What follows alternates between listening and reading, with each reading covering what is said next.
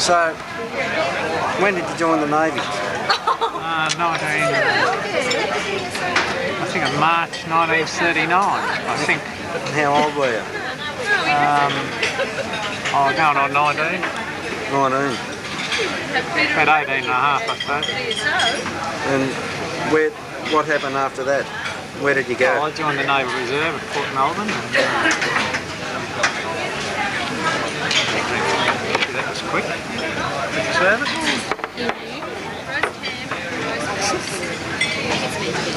Docket number 46, please. Docket number 46. Thank you.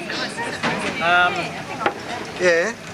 So Yeah, you did your basic training, right? Yeah, Saturday afternoon sailor. Yeah. Time. And then you were supposed to do a fortnight full-time training once a year.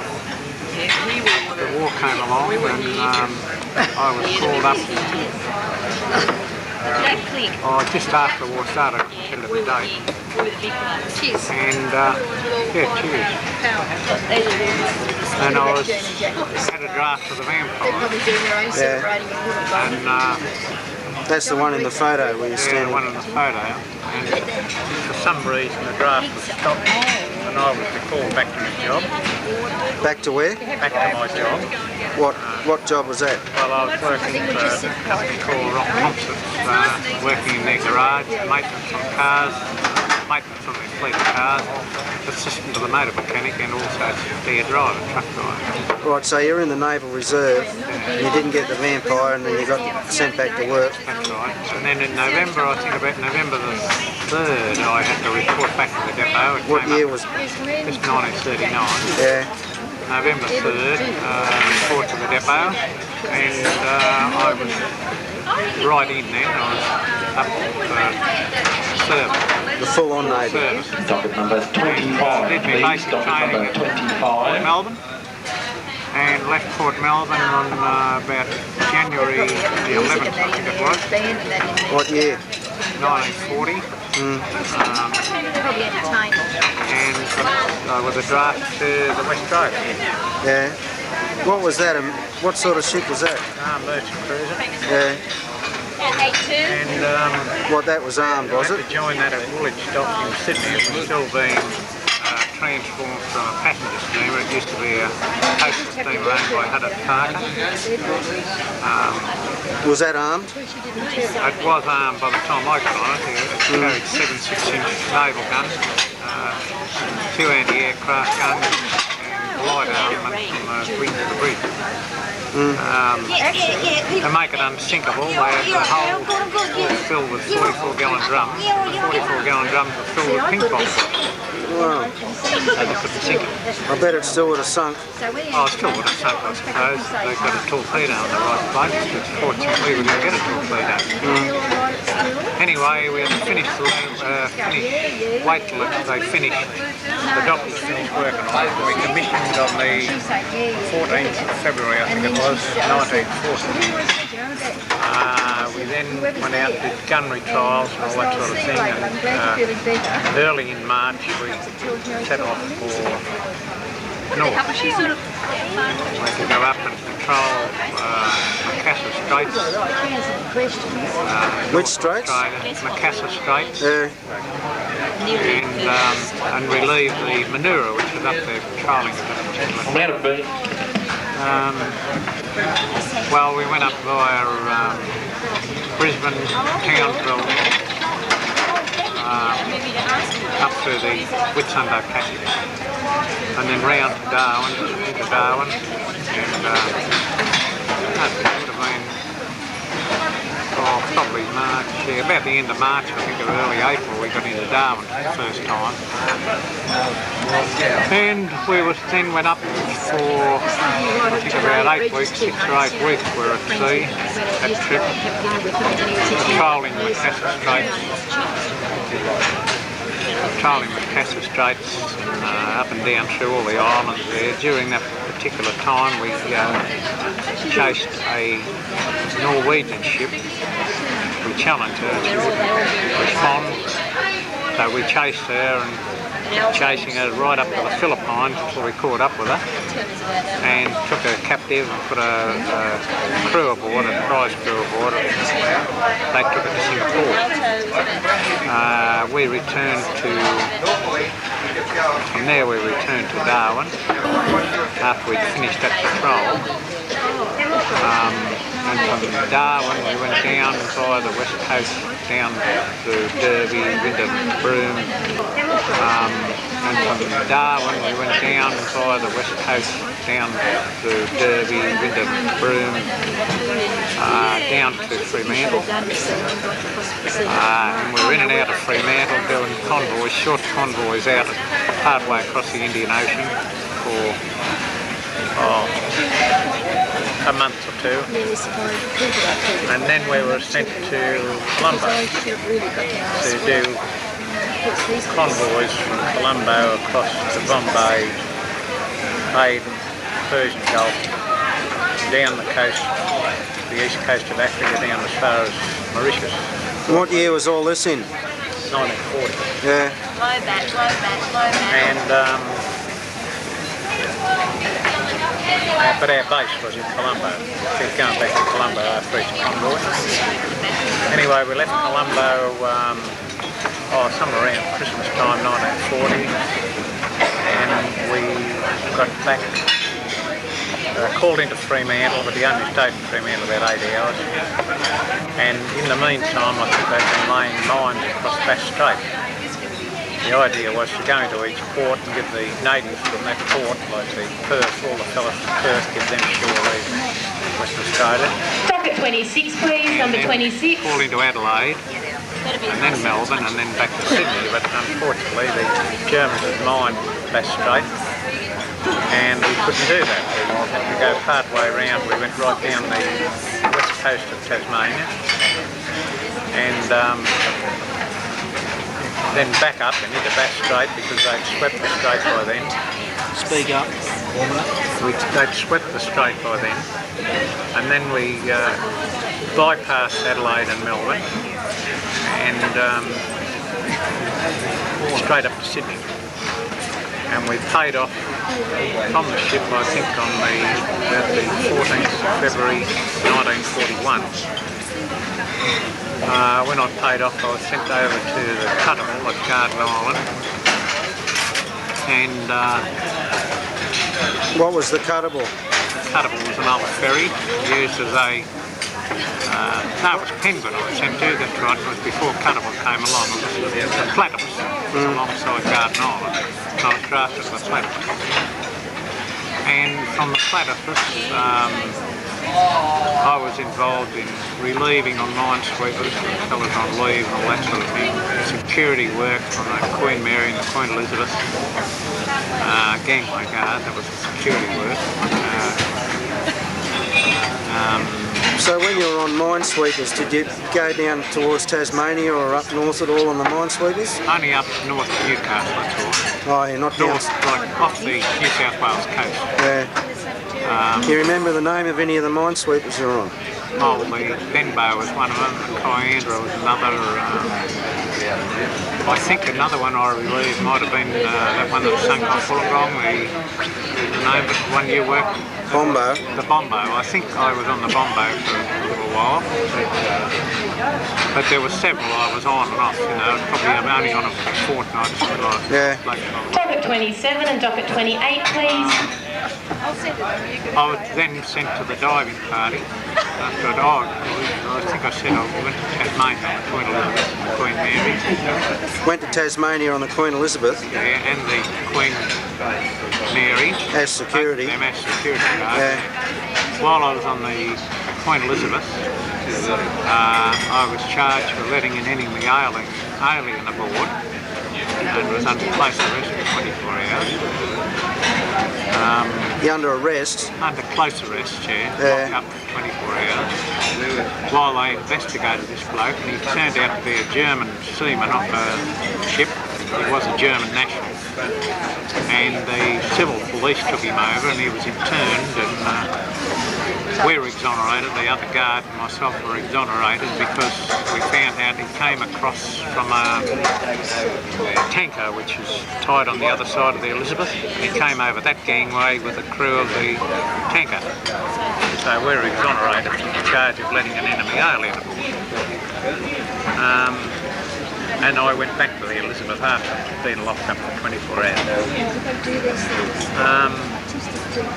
From there I was with the diving party, working on ships, repairing paravanes, attaching mine sweeping gear to passenger ship, to merchant ships. What, actually diving? You were diving there? No, I didn't do any diving. I wasn't a diver, I was diver support. Divers what? Diver support. Oh yeah. Working on the pump because they didn't have mechanical pumps then, they were all hand pumps. Yeah. In November of that year, I was ashore and another duty I had at Garden Island too was taking blokes in and out of the corner, as they call it, which is the naval jail on Garden Island. What year was that? It was 1941. What were you doing, taking them in and out of jail? Yeah, like doing escort work, security work, taking blokes, escorting them into jail and going, when fellas finish their sentence, or escorting them out of jail. And then in about November 1941,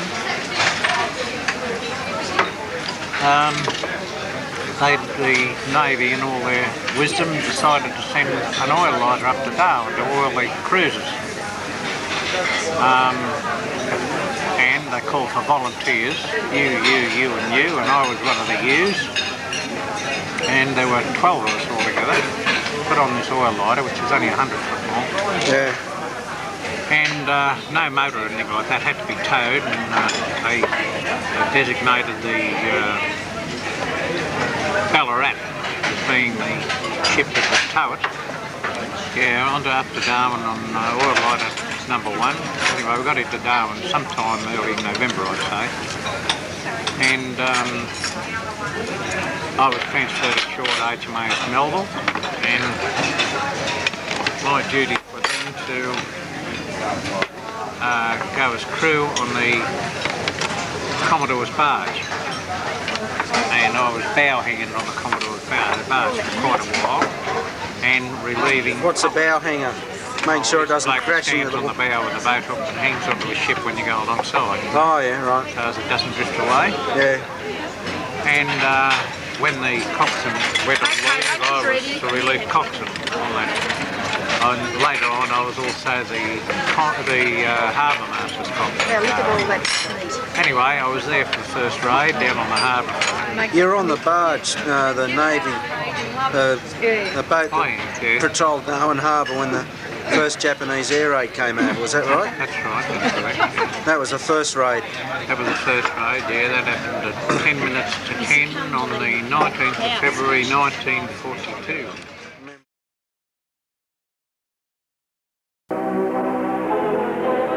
We were heading back into the wharf, and a flight of aircraft appeared, or we could hear them before we could see them, and we looked up and saw them. We thought, oh well, that's our planes coming in from Singapore. They must have evacuated Singapore, and these are our planes. But the next thing, there was a 1,000-pounder hit the wharf, and we were not very far away from it. It knocked the three of us over and turned the boat around, which headed out into the harbour. And in the meantime, the raid was happening. There was bombs dropping everywhere and strafing fighter planes coming down and strafing. There was a few of our aircraft took the air, but they were shot down before they got off the ground practically. It was quite mayhem for a while. Well, what did you think of it yourself, you know, looking at it from a spectator's point of view instead of somebody that was involved? Well, it's pretty scary to think that happened in Australia. Well, I think it was a big shock to everyone in Australia, although I don't think the news of what actually happened got out to the people down south until many, many years later. They said 240 people were killed. That was very, very low figure they gave. I'd say that 2,400 would be more like the real figure. There were so many itinerant people in Darwin at that time, a lot of Aborigines who they didn't bother to count. I think even the wharf shed, which was in the section of the wharf that got blown away, the wharfies were at morning tea at the time, and I think there must have been quite a number of men died there. There were at least 40 or 50 Lascar seamen on the Neptuna, which was alongside the wharf and blew apart. That was loaded with depth charges and ammunition. I'd say there was 40, 50, maybe more Lascar seamen died in that, apart from the other crew members. So when you were out on the barge and you saw all these Jap planes coming over, how did you feel? Were you scared? You don't get time to feel scared. That's the funny part about it. You're scared, more scared afterwards than you were when it actually happened. Did you think you were going to die at the time? No, I never had that in my mind at all. At no time during the war did I worry about or think that I'm going to die. I was going to live, as far as I was concerned. But, you know, some people packed up there and then they got frightened and showed it. Others, well, most of us, I think, you go through it and it's afterwards you start to feel the shakes and start to feel the nervous bit. But it's an adrenaline rush, I think, in the first place. So what happened after the bomb dropped and it spun the barge round? What took place then? Out and, it sort of laid us out for a few minutes. We were sort of not right with it. And when we did recover ourselves, or we knew what was happening, you could see that there was the Barossa on one side of the wharf and the Neptuna on the other. The Barossa was on fire. You better cut it. No, keep going. The Barossa was on fire and the Neptuna had been badly damaged and was sinking by the stern and on fire as well. And of course we knew that she was loaded with ammunition and depth charges and that sort of thing. So we kept well clear of that. But there were survivors to pick up from the other ships, the Swan and the Warrego. I think it was Swan, and I can't think of the name of the other ship that was alongside the Neptuna. They'd slipped their moorings, like slipped the ropes that they were tied to the Neptuna with, and moved out. And I think there were about 7 or 8 fellows on the Swan, I think it was killed with the first bombs that came down. And then of course the attack, there was so many other ships close by that were damaged, like the Zealandia, the British motorist, the Menando got a bomb down number 3 hole, into number 3 hole, which killed 19 people. There was the Meigs, the Mauna Loa, the Portmar, the Barossa, the Neptuna, the Tulagi. I could go on, different ships. There was a floating dock out in the harbour. In the floating dock there was the Katoomba, Corvette Katoomba was up in the dry dock being repaired. And that didn't get any damage, fortunately. They threw a few bombs around it, but they just didn't get near it. The old Penguin, or Platypus as it was called, from Sydney, that was laying in the harbour. That was more or less a depot ship in the harbour. And they got quite a few near misses, but no direct hits, a little bit of minor damage. There was the Peary and the Preston. The Peary was a 4-funnel American destroyer and the Preston was the same. The Preston was acting mothership for a flight of Catalina planes. Well, a lot of I think they sunk all the Catalinas. The Preston had a lot of fuel drums stacked on a stern. They were set on fire, probably from incendiary strafing. And the whole stern of the Preston was on fire. So what they did, they cut the anchor chain, broke the anchor chain, took off full speed ahead, and tore off down the harbour, building up speed all the way until it built up a stern wave, which a destroyer does. You get a big mountain of water following them, and then he stopped the ship dead, more or less, put it hard astern, stopped her, and the wave came over the stern, washed all the petrol drums away. Anyway, full ahead again, went out straight over the top of the boom net, and we never saw him again. He headed for Fremantle. The Peary, she stopped to fight, and they went down with all guns blazing. It's right till the last minute, till the ship was almost vertical in the water. There was a man on the forward gun, because their guns wouldn't elevate to be used as aircraft guns. But there was one man stayed with the gun right on the bow, firing until the ship was almost vertically sinking in the water. And I've got photos of that. But it was very messy. Of course, ashore, you could see the damage ashore. There was smoke and flame coming up from everywhere ashore. They did a terrible lot of damage around the foreshore and to all the government buildings. It lasted about, well, I think it was about 10 to 10 when the raid started. And it must have lasted almost an hour, I think. Of course, it seemed like a full day. And away they went, and we were starting to mop up, getting survivors and all that sort of thing. And they came back again about an hour later. There was a break of about an hour between the two raids. As I remember, I could be wrong on that, but they came back a second time anyway. But all told, they say that there were about 164 aircraft involved in the raids, which was about 24 more than we used at Pearl Harbour. I think the number of ships that were sunk in Darwin Harbour was higher than the number at Pearl Harbour. So by and large, our raid on such a small place as Darwin was quite, you know, tremendous. So how many raids did you experience while you were there? I think it was 46 before I left, but then you get different figures of how many there actually were. I think when they give the full figures, which is something up in the 80s, they take in the raids that were made on Derby, Wyndham, Broome, I think even as far down as Catherine. Inland, yes, around Catherine and all those sort of places. And then there were raids down as far as, bombs dropped down as far as Townsville on the east coast. So, you know, I think they take into consideration the whole lot. But I put in 46 separate raids before I left in October 42. And when you left Darwin, how did you leave?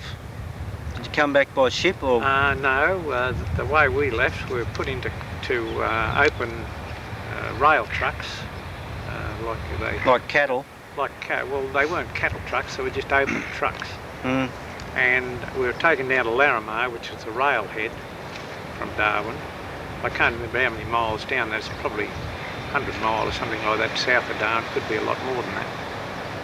And we're unloaded there and put into a army staging camp for the night. And the following morning we were picked up by a American transport group,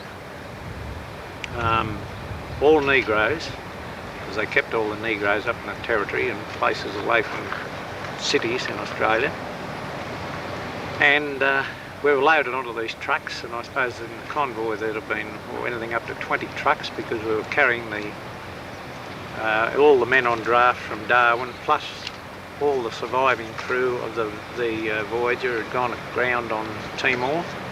Before you go any further, why was that about the Negroes, keeping them up there? Well, was that the old racist thing in them days, was it? You can read in history about that. There's quite a lot of complaints and a lot of things said about it. They kept all the Negroes because Negroes were second-class citizens to the Americans. They were good enough to fight in the war, but they were kept away from the white population as much as possible if they were in another country. Oh, right. So they used them mainly as labour groups, building airstrips and all that sort of thing, transport groups where they could use them away from capital cities. Anyway, they took us down the track from there, from Laramar. They took us down the track, and it was a track at that time, just a dirt road. From there down to just down to the Devil's Marbles actually, and from the Devil's Marbles we turned east and cut out across country. There was no road whatsoever. We just went straight out across country. And on the way across, before we got to Camberwell, we staged overnight at a army base, American army base, right out in the middle of nowhere, some wells, I can't remember the name of the well. But it would have been a bore, you know, one of the old stations out there. And we staged there for the night, and all the Negro fellas, they all seemed to have musical instruments, and they had a real party. We had log fires, there was a bit of an army base there, we had ice cream, we had coffee. Wherever you went to the Yanks, where Yanks were, there was ice cream and coffee.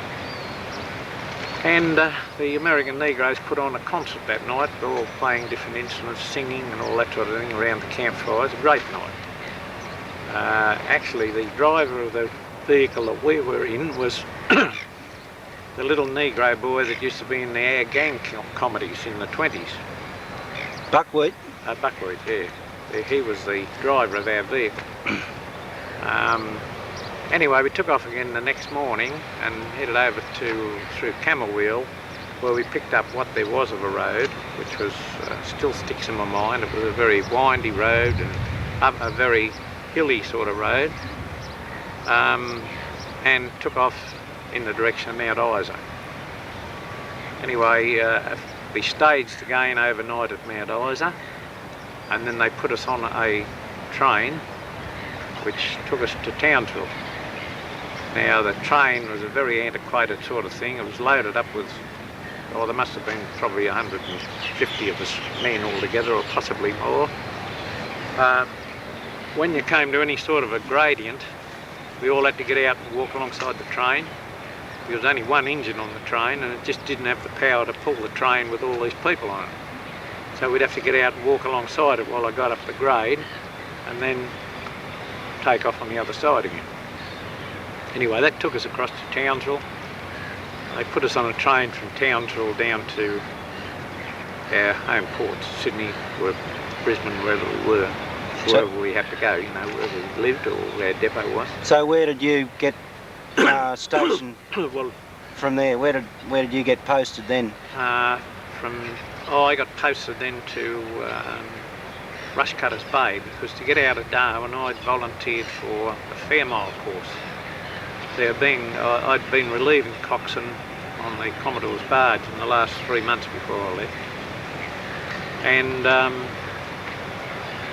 with that experience I applied for the Fairmile coxswain's course, which was going at Rushcutters Bay in Sydney, and I was drafted down to that. That's how I got out of Darwin, otherwise I'd have been Darwin for probably 3 years. But I was drafted then to Rushcutters Bay after I'd had leave and took up the course. In the meantime, 10 days after I got back from Darwin, I got married and had marriage leave and all that sort of thing. So you were married while the war was still on? Oh yeah, 1942, 24th of October, 10 days after I got home from Darwin. Right. Fairmile, was that the name of a ship or a...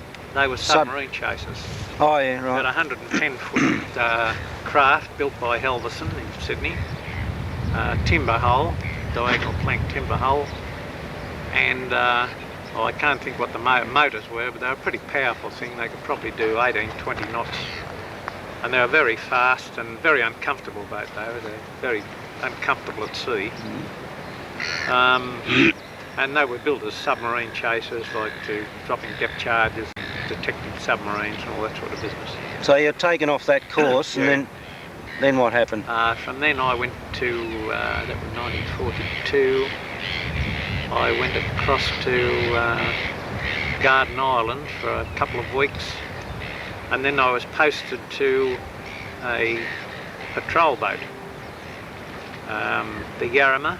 The Yarrama was one of the patrol boats. Actually, it was the first patrol boat in Sydney Harbour to make contact with the midget submarines when they'd come in the previous year. No, it might have been early in 42, I think they came into Sydney Harbour, the submarines. Anyway, the Yarrama was the first one to contact them. Anyway, I was posted to that, as a crew member, and I stayed with that for a month or so. And then I was... This was on Sydney Harbour, was it? Sydney Harbour, yeah, patrolling the boom. Then I was posted to another patrol boat called Steady Hour, but to that one I was posted as coxswain, because I had coxswain experience from Darwin, and I'd done this part of this course at Rush Cutter. Well, she was about a 60-odd footer, 60 foot, commandeered by the Navy from the family that owned the Jones's Jam Factory. That was their pleasure craft, and converted for use as a naval patrol, harbour patrol boat or boom patrol boat. They armed us with 4 depth charges on the back. She was painted grey, and a few modifications made to it. We had a captain, well, our captain or skipper was what we call a wavy Navy lieutenant. What they call wavy Navy are men that came in from the merchant service or part-time yachtsmen. They came into the Navy with a commission, and that was our skipper, Alfred Ronald Cornell from Adelaide. Then there was myself. I was second in charge because I was executive branch, and the senior person on board because I was a coxswain. Then we had 2 motor mechanics, and I think it was about 7 seamen that consisted of the crew. This was all on Sydney Harbour to start with? This was on Sydney Harbour to start with, yeah.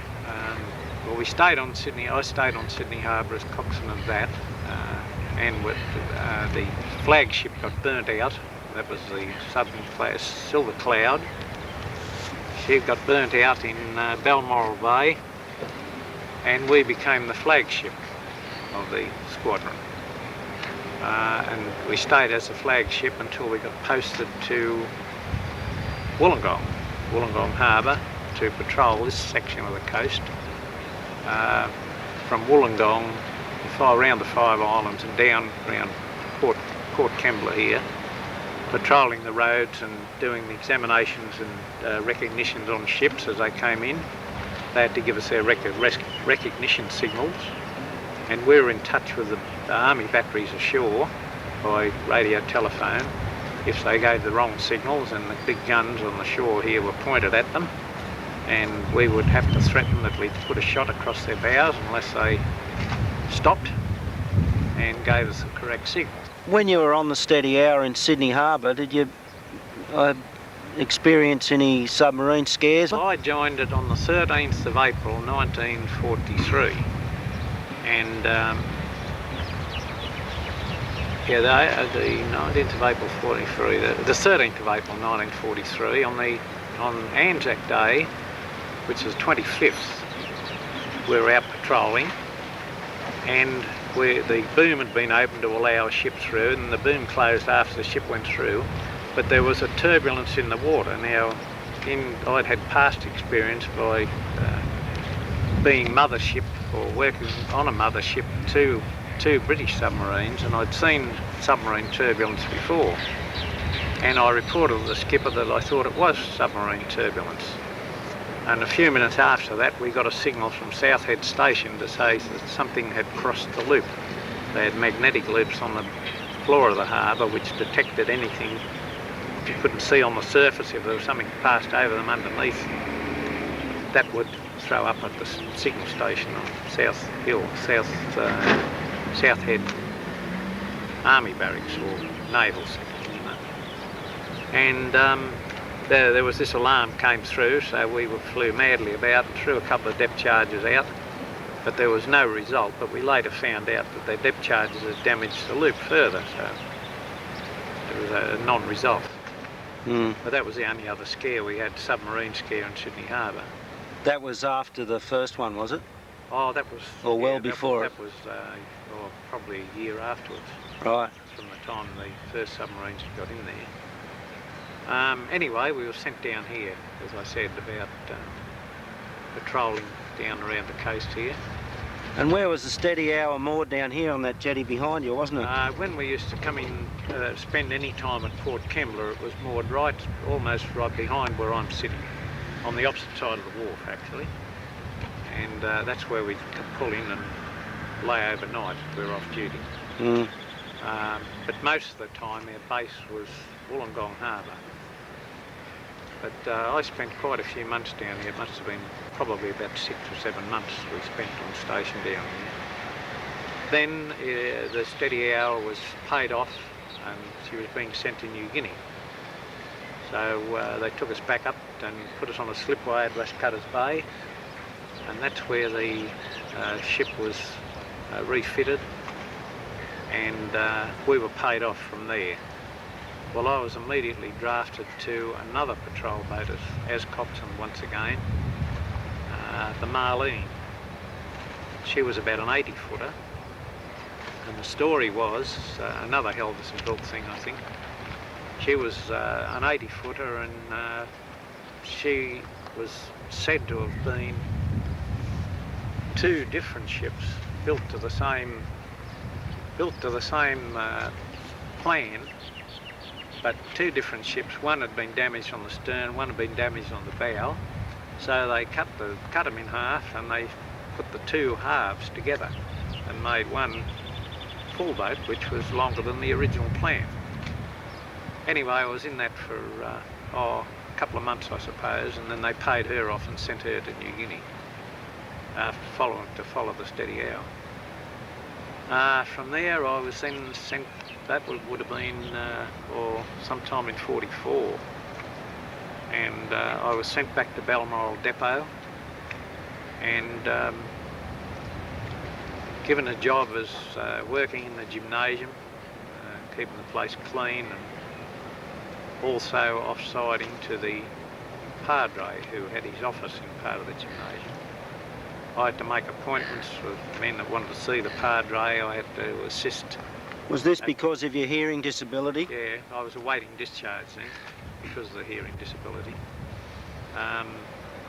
Assist the padre wherever I could, handing out hymn sheets at services and that sort of thing. Anyway, I was there until I was discharged. And I was discharged, I think, sometime in August. It could have been about the 8th of August, your birthday, in 1944. Now that was the end of my naval career. Mm. And the hearing, you remember how your hearing was damaged, or remember when it was damaged? Well, we think the worst of it came.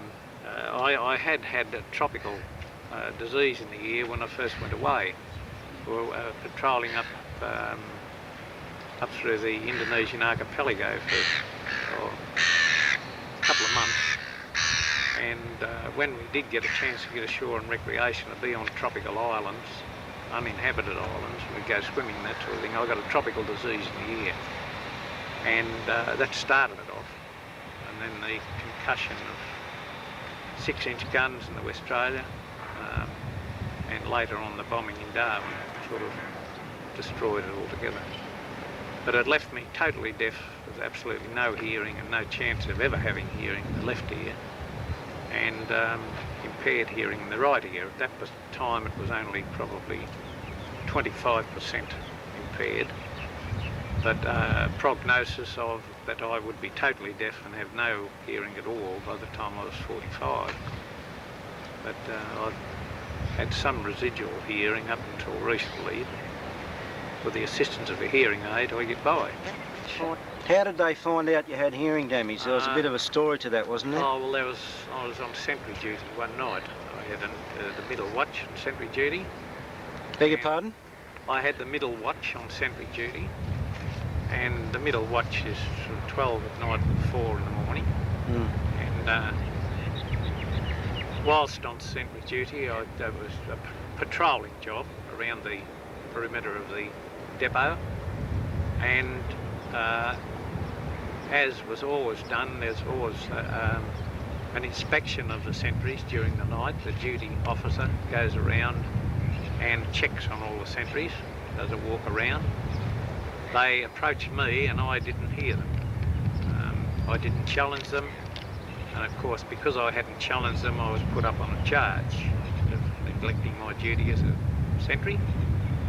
And I explained to the commanding officer, whom I was taking before, that I hadn't heard anyone. And he said, well, if that's your story, we'll have to investigate it.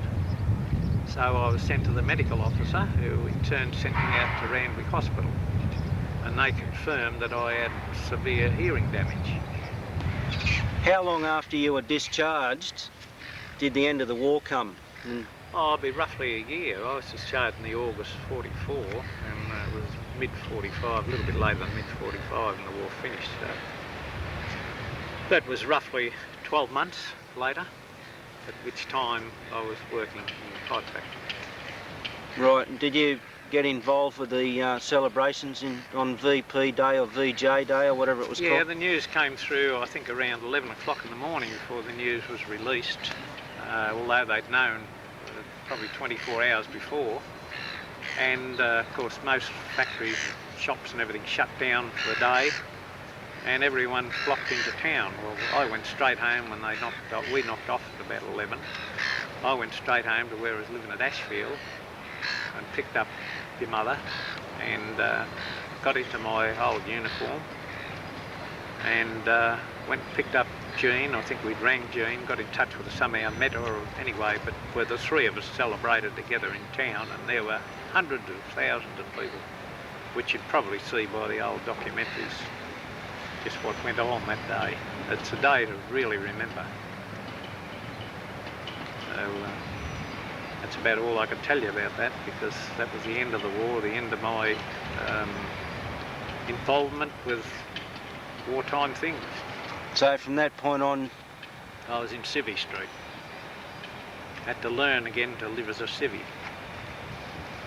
Because in the services you're told when to eat, when to sleep, where to sleep, and how to sleep. What to dress in, when to dress, and what sort of dress to put on. So, you know, if I was away from all that, I could please myself again, but it's very hard coming from somewhere where you've been regimented and told what to do to come back to civvy life. It's quite a turnaround, I can tell you.